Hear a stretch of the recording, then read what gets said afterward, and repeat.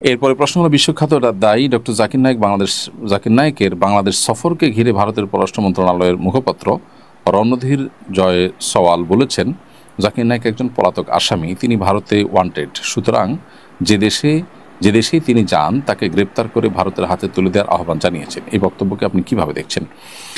দেখুন, এটা তো এমন একটা কমেন্ট যে বিষয়ে আসলে সংশ্লিষ্ট বিষয় যারা অভিজ্ঞ তারা কথা বলবেন, কূটনীতিকরা হয়তো কথা বলবেন, পলিটিশিয়ানরা হয়তো তাদের অ্যাঙ্গেল থেকে এটাকে বিশ্লেষণ করবেন। কিন্তু আমি একজন সাধারণ মানুষ হিসেবে মন্তব্য করতে চাই যে যেই কথা ভারত বলেছে সেই কথা ভারতের খুব ঘনিষ্ঠ মিত্র দেশ মালয়েশিয়াকে তারা কতটা বলতে পেরেছে, বা মালয়েশিয়া কি তাদের সেই কথা আদৌ আমল নিয়েছে কিনা বা তাদেরকে বলেছে কিনা আদৌ। মালয়েশিয়া তো ডক্টর জাকির নায়েককে অত্যন্ত শ্রদ্ধার সাথে সেখানে তারা গ্রহণ করেছে এবং স্থান দিয়েছে। তো এখান থেকে পরিষ্কারভাবে বোঝা যায় যে বাংলাদেশ দীর্ঘদিন পর্যন্ত যে নতজানু পররাষ্ট্রনীতি বাংলাদেশে চর্চা হয়ে আসছে, এই রকম আবদার করাটা সেটারই ফলশ্রুতি।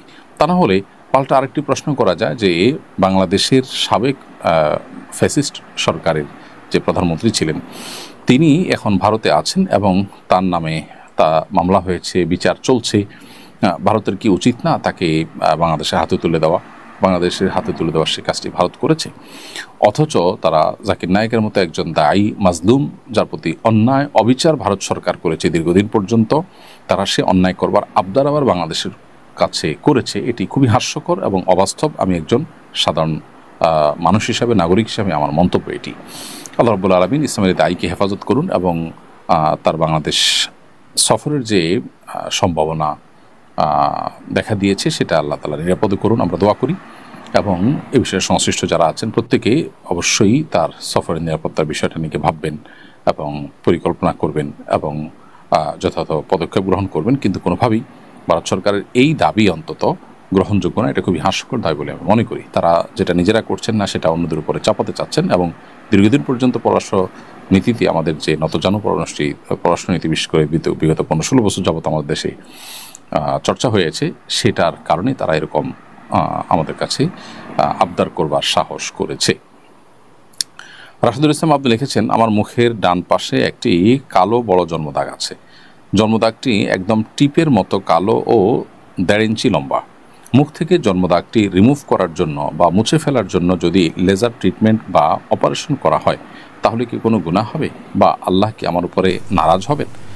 রাশেদুল ইসলাম, আমাদের শরীরের মধ্যে কোথাও যদি এরকম কোনো দাগ থাকে যেটা আসলে ত্রুটি, তাহলে সেটা রিমুভ করার জন্য উদ্যোগ নেওয়া যেতে পারে।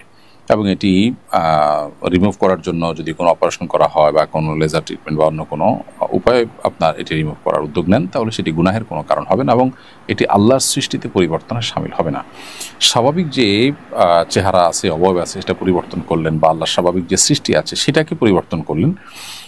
নারী পুরুষ হয়ে যাচ্ছে, পুরুষ নারী হয়ে যাচ্ছে, তার যে আপনার জিনগত পরিবর্তন এটা এনে, এটা নাজায়েজ এবং এটা শয়তানের কর্মকাণ্ড। কিন্তু এর বাহিরে ত্রুটিপূর্ণ কোনো কিছুকে আপনি সংশোধন করার চেষ্টা করেছেন, এটা পার্ট অফ ট্রিটমেন্ট, অতএব এটি নাজায়েজ হওয়ার কোনো কারণ নেই।